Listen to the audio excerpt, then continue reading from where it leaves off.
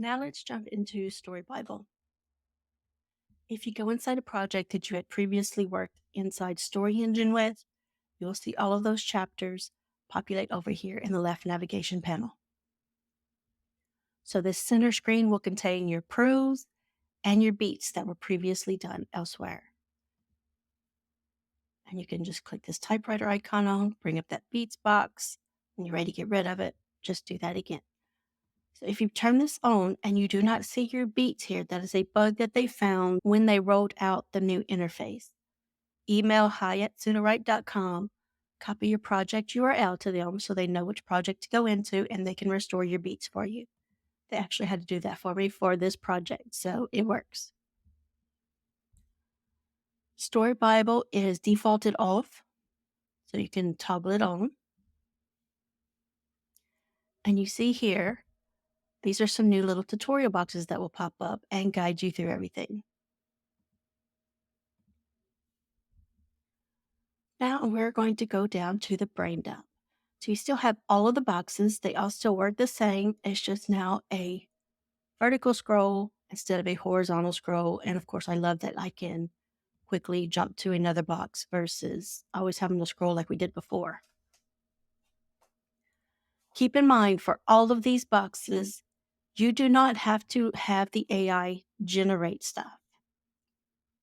You can create your content elsewhere, write it out Sudowrite proper, write it out in another program, and you can just copy things into the boxes to generate your prose.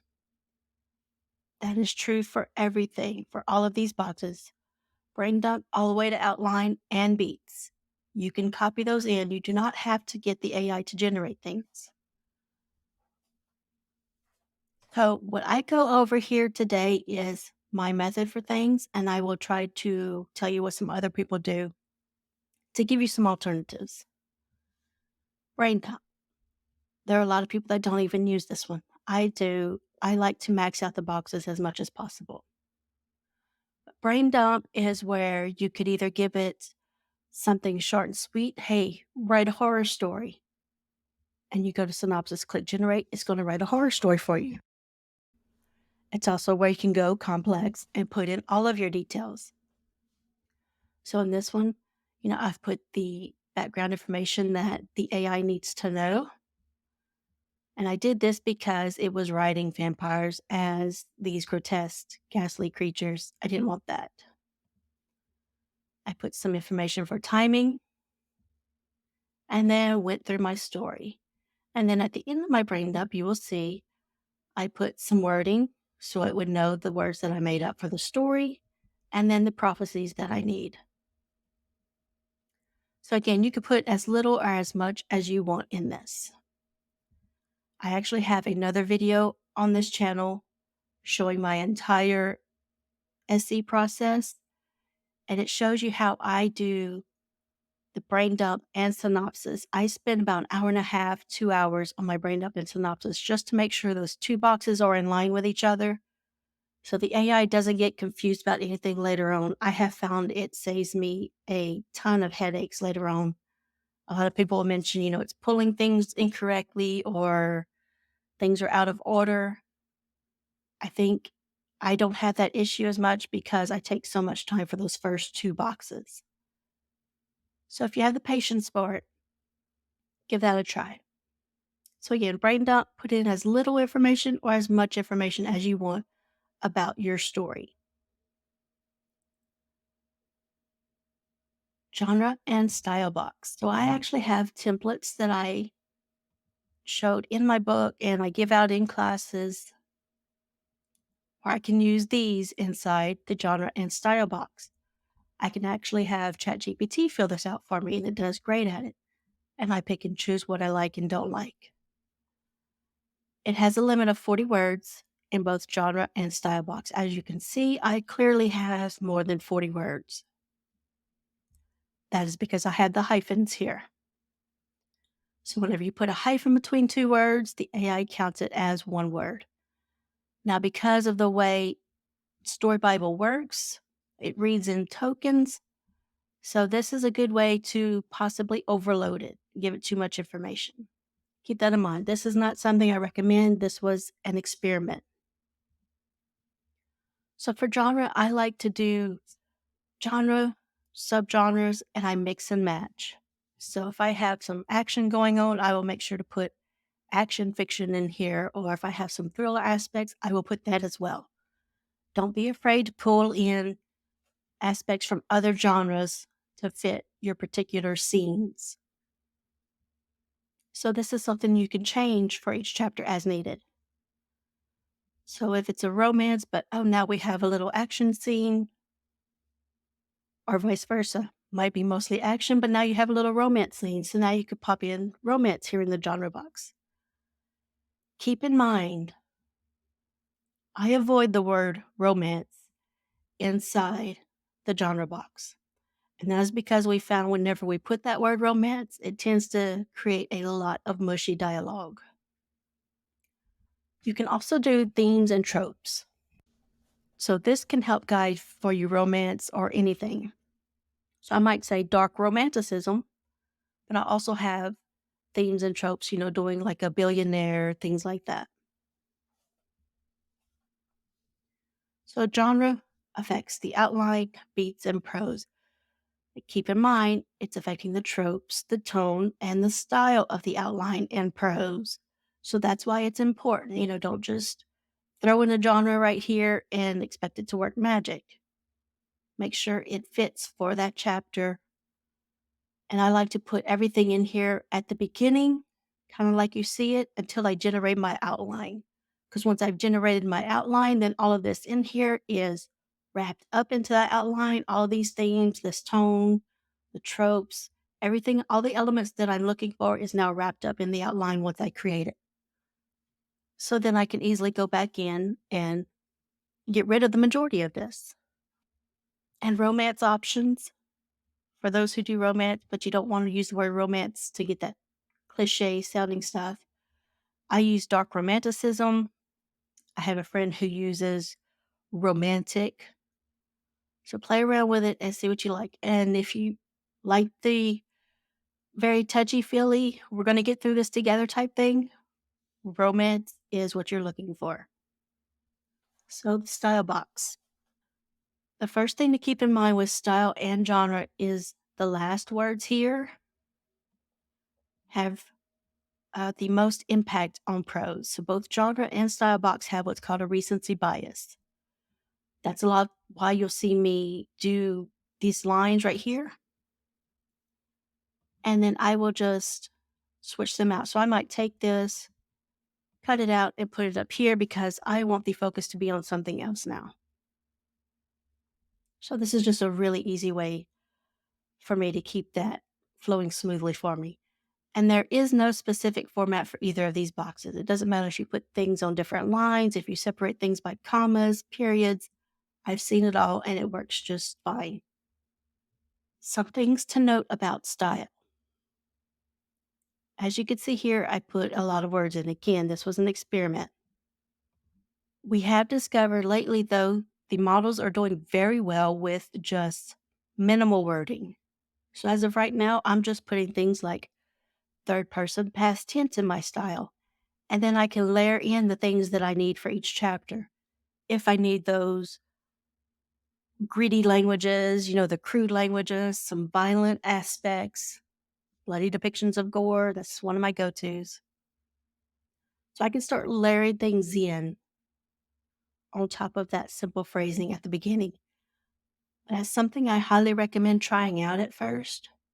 Just have minimal stuff here in the style box, your tense, POV, something you're certain that you want, and then see how the AIs do with that. See if you like the prose, see what it's lacking, and go from there. Synopsis. So this is coming from your brain dump. And again, if you didn't put anything in brain dump, you can just go ahead and fill out your synopsis on your own. This is just a summary of things. And you can see it's 800 words versus the 2,000 that we have inside brain dump. So again, summary. So all of those details that I put inside brain dump, they tend to get overlooked in synopsis. That is why I spend all that time rewriting my brain dump and synopsis and putting things back in, all of those details I need, the specific names, some locations, things like that. I put all of that in because it got overlooked in the first place, so I'll rewrite it all. And that really helps start bringing things out. And like I said, it keeps everything in line. So if you're generating a story inside Story Bible, let's say in Brained Up, you put write a horror story. That's all you gave it because you're just playing around learning the system. Well, when you generate the synopsis, it would give you your horror story. So this is your first place to make some major edits. So this is the first place that if you want to check, make sure everything's going in order, make corrections, make sure you like any or have any names and things like that. A lot of times, especially if you went vague with write a horror story, it might not give you specific plot points. It might not tell you specifically what's going to happen in the climax. So you want to put all of that information in. Your choices are leave it vague and let the AI decide what happens, or you decide and put it in there and let it know. So again, your synopsis is your summary. And it does really well. Let's say you're in your brain dump, you're putting all of the information for your story in. You didn't proofread or anything, so some things may have been out of order. Synopsis actually does pretty well at making sense of everything. So it may go ahead and put stuff in order, but still go read through and change up anything that needs to be changed. And again, I have a video on my process because I actually go through brain dump and synopsis a second time and revise everything specific ways. And your characters. This is a small box. We're hoping it'll get expanded, especially with the LLMs coming out with the bigger models now. But for now, you can only fit 700 words. But this is a very versatile box. So I have my characters here, and then I have settings. This way, I don't let the AI decide what that setting looks like, and I also don't have to keep telling it what it looks like. I have that here. And this is one of those boxes that there are a myriad of ways to work it. Me, I like to just get my characters and stuff in here. And the only thing I change after that is needed parts for the description if I need to for anything. There are a lot of people, either they have too many characters in this box, so they need room and they switch characters out, or they're having issues with characters being in scenes that they don't want them in. So again, they'll only put in characters that should be in that scene in this box. So this is one of those. You need to experiment, find what works for you. But again, you could put characters, settings. People have put lore items, magical items, all of that. Very versatile. And then, of course, your outline. Now you have different models to choose from right here. And it'll tell you, give you examples. It'll tell you what things are based on, like compared to Save the Cat, Dan Harmon's Story Circle, and this one's comparable to Romancing the Beat. Pick the one that you like. This novel outline right here, that's pretty much the one I go to, except for like in my fantasy ones, then I'll use Hero's Journey or Hollywood Beats for various reasons. But the novel outline one goes by your genre box. So let's say for whatever reason you didn't fill out your genre and style yet, but you got down here and you went to try to generate that outline using the novel outline format. It's going to give you an error, say novel outline needs something in the genre box. That's because Elizabeth Ann West created that, so it's taking into account your genre and it's taking into account all of the information that you've given the AI so far. So it's really good, kind of all-encompassing thing. If you don't have a specific outline model in mind or format in mind, put your genre up here. If you want young adult fantasy, put that here. If you want the romance, put that there. And then generate your novel outline, if that's the one that you want to go for. Again, that's kind of my default. I go to that one. A lot of people say they don't like the number of chapters that show up in the outline. You can actually fix that. So if I go to my genre box, trying to make sure I got enough words here, and I know I want 30 chapters, I could put that in there. And guess what? It's going to give me 30 chapters when I generate that outline. Boxes from other boxes is something I do a lot. And what I mean by that is starting in my brain dump. Of course, I'm maxed out here, so I don't really have the room to show you. But in classes, I try to show everybody some of these tips. So in brain dump, I might prompt it to make sure it knows my genre and the tone that I want, the overall tone. So I do have enough room for these few words. So I'll just put in, this is of course young adult fantasy, and then I'll say fantastical.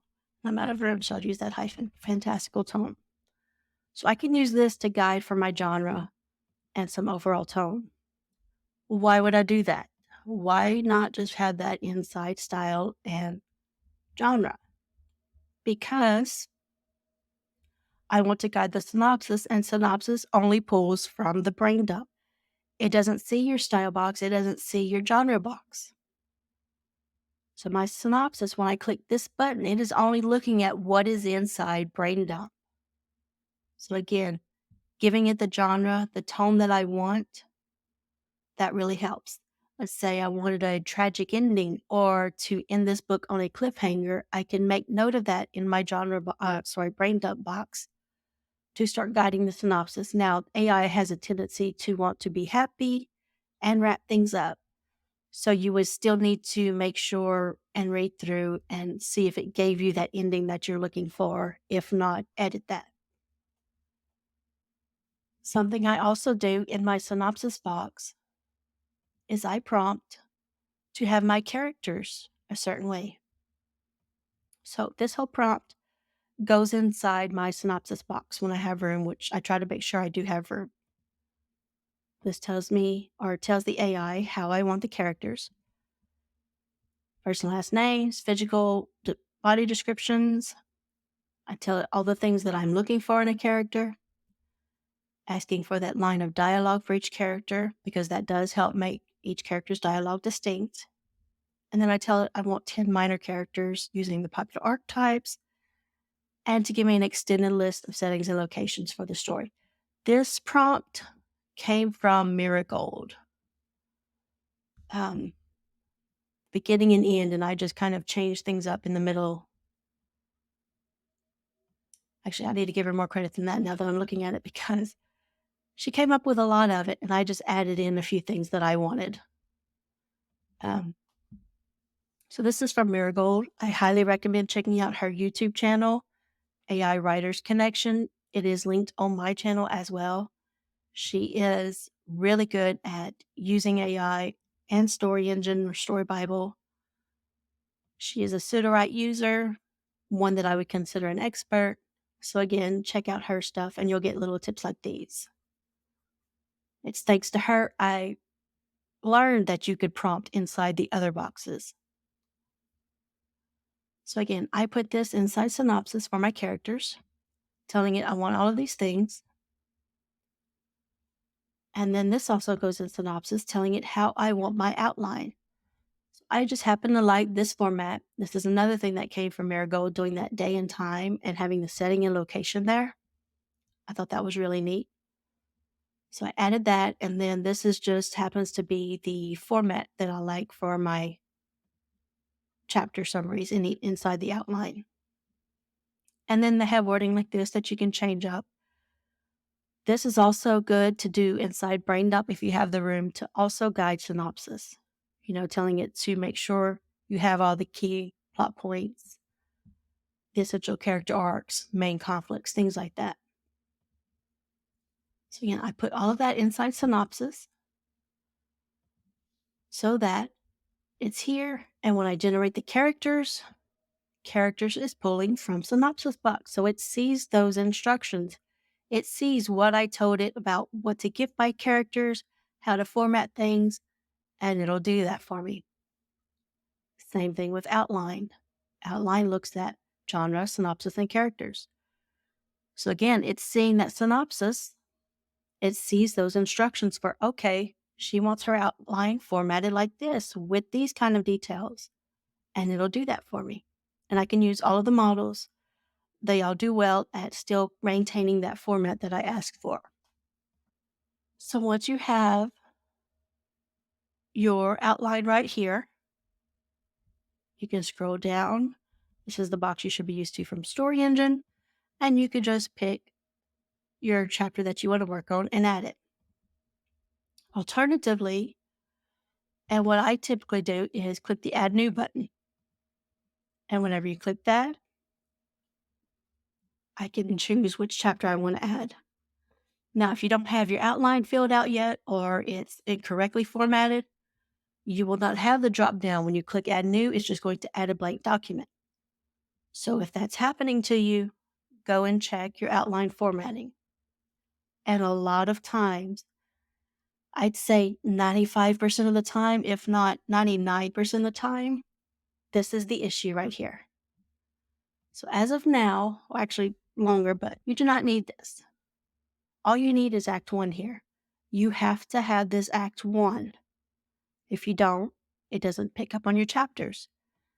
And then each chapter number needs to be formatted like this. So if it's not pulling up, check your formatting. A lot of things that people have had issue with, or one of the main things, especially with fantasy writers, is the lack of room. They need more room for things. One thing I recommend is, I'll show it in the outline here. So what I've started doing with my fantasy books is I actually have multiple projects. So I will have one project that has all of my information, typically in documents here, because again, the boxes aren't big enough to hold all the information. So I might have something that would normally be in Brain Dump. I will have essentially all of the boxes just inside documents instead of the actual boxes themselves. So one project has all of my information, beginning to end for my story, all of the character information I need to know, all of that stuff. And then I'll create another project for each act. And you could even do it per chapter if you wanted to. And then you carry over whatever information you need for that act or for that chapter. So it's a little clunky to work that way, but it does work. So if you have too much information, you cannot fit it in one project, that is a good way to break it up into acts. So again, I'll have one project, the whole book, another project for Act 1, another project for Act 2. That way, whenever I'm doing everything, if I'm in Act 1, I'll of course have my character descriptions a certain way. If I'm in Act 4, I might have my character descriptions another way, talking about how things are ending. And of course, if people have died, they're not going to be there probably. So that's a pretty easy way to change things up. Now, obviously, you can still change things up inside that same project. You don't have to do another project. You can come in here to your character box, stay on top of it, include some arcs or whatever. I include my arcs inside the outline itself in my brain dump. So that's typically not here, but it's also good to have. So I could say, this is the opening. So I'm going to say, let's see, it is a slayer who hates vampires. That's like super simple, but that's what we're going to go with. So that would be in her character description at the beginning of the story. Somewhere later on, I could say, Alicia is learning to trust Jackson. He's a vampire, so I'm going to say, this is at the point of the story, she's learning to trust him. So you can make little changes like that, because all of my previous stuff is overall. It's not stuff that's going to change. She's still going to speak the same. She still looks the same. I don't need to change all that, but I can add in those little phrases like that. This is a lot of information, and it's not even all of the tips and things that we can offer you. That's almost like a never-ending video, because I know myself and the other teachers, we're constantly experimenting with things, finding new things that work or things that work better. And of course, every time Sudowrite makes changes or the LLMs change, sometimes our original stuff doesn't work anymore. We're having to rewrite things. So I highly recommend attending the classes. Again, if you're not familiar with how to get to the classes. It's on the Luma page, but just go to home and this live help classes and author hours right here. So you can register for that. One last thing we're going to go over real quick. Your beats. Again, I like to max out my boxes. This is a very small one for me. You can put so many details in here. I know we talk about the other boxes being small, but a lot of times people are trying to put information inside outline that can easily go inside the beats instead. Because here's a little tip I've discovered. The more information you have in your chapter summary for that outline, the less your beats can cover. So if my outline, let's just say I'm in the outline box and chapter summaries like this, that is a lot of details for these beats to cover. So I've found doing just a basic plot point, what is the overall thing that is happening in this chapter? I have that. So I try not to go over 3 sentences in my chapter summary, and that allows the beats to pull out more details because now they're focusing on just those 2 or 3 things inside that chapter summary and pulling out everything that they can. So instead of struggling to try to put your outline stuff in here or outline stuff in the outline, put all of your information in the beats. Like these are still thin. This was my opening chapter, so it's thin. I could put dialogue. If I want characters to say certain things, I will have that in here. If I want them to do certain things, I will have that in here. I will usually start it off where they are, like if they're in a bedroom or here, they're in the throne room. So you can start things off like that and put as much details as you want. Now, when it comes time to generate your prose, you have the 4 options. Most accurate, GPT-4. Best prose, Claude 2. Fastest, GPT 3.5 Turbo. And unfiltered, which is Weaver. Play around with them. See which ones you like. And again, I recommend having a minimal style to start playing around with that so you can see which one tends to lean closer to your own writing style without you having to fill that box up. Because once you see which one's closer to your writing style right off the bat, you can work with that one and start discovering the nuances of it and how to prompt it to get it to do what you want. In the O Story engine, if you want to do a new chapter, you just clicked the box, create another chapter. You can still do that here. So if I want to do another chapter 1, I just click and I'm going to have another chapter 1. And it goes there. And again, I can generate everything or copy those beats over. Now, something else I can do, let's just say I want to generate in all the models, but I don't want to create a new doc. That's fine. I can generate in the model right here, whichever one I want it to. If I want to let it go through the whole chapter, let it go through. And then I can generate in the other model, and it's just going to append to the bottom. So let's just say this was the end of that first chapter, in Most Accurate. Now I want to try Best Prose. It would start Best Prose right here. Now, you don't have to let it go through that whole chapter. You can stop it. So I can do the opening stride in Most Accurate, pause it. Now I want to switch over to Best Prose. And then I can pause after each stride and switch up these models if I need to. And a lot of people pause after each stride, not necessarily to switch models, but to do some editing. So if I generated this first stride and paused it, I could then come in here, do all the editing, make sure everything sounds the way I want it to sound, and then I can click Continue. And when you click Continue, it's going to take into account, it's going to read back. I believe it's 250 words it reads back. So it's going to read back and see what changes you've made, and it'll start going forward more closely in that style that you wanted. It also has a tendency to wrap up, so a lot of people will pause it and just delete that last paragraph and then continue. So when you start, you're going to have a